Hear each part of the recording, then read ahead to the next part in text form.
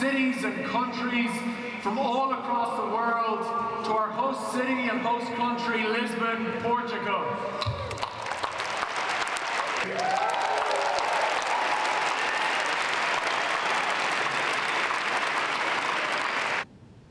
Tim leaving tomorrow night, and then that's be right. That's what I need to do tonight. When I finally find my bed.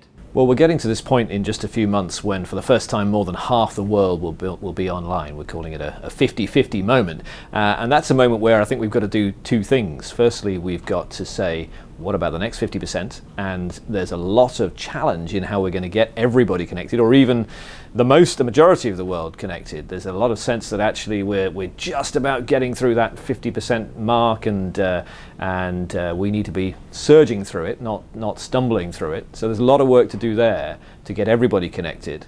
But there's also, of course, a lot to do to make the web better. And whether that's dealing with privacy concerns, with content online, with governments censoring or cutting access to the web in different parts of the world, there's lots to do to make sure that we're getting the web we want, not a web that actually hurts humanity.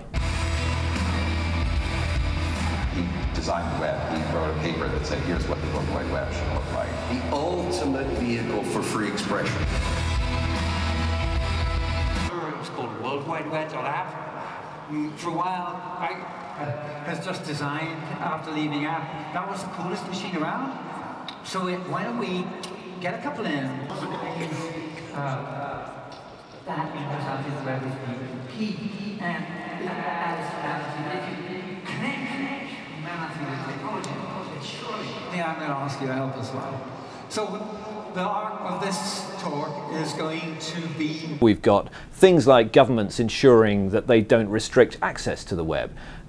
Things like companies ensuring that they design products and technologies that bring out the best in humanity rather than the opposite of that. And citizens making sure that we all have a part to play in ensuring that the online environment is one that respects other people and puts human dignity at the heart. If you're citizens, there's two parts to it really. Partly is actually you should online, you should behave nicely, you should be constructive. So it's partly about behavior as a human being. And also we need to help at the same time help the others get the lives. That's just general thing was that humanity and technology has got. The most important thing we have to fix is complacency. I think that when it comes to the web, firstly, we are all too complacent about the benefits and the value of the web, the positive difference that it makes in our lives, and we shouldn't be complacent about that. We shouldn't take it for granted. It isn't necessarily always going to be there if we don't value it. And also complacency about the idea that in due course, everyone will surely be able to get it. Only half the world has it right now, and you know, as more and more basic health services are things that even in developing countries you're going to access online, the ability to vote, you're going to do that by going online, the ways of applying for jobs and going to college and so on, you're going to need a web connection. As we get further and further down that line, then we can't see this as just a luxury that some of us get to have. It needs to be an essential that everyone has. It needs to be seen as a basic right.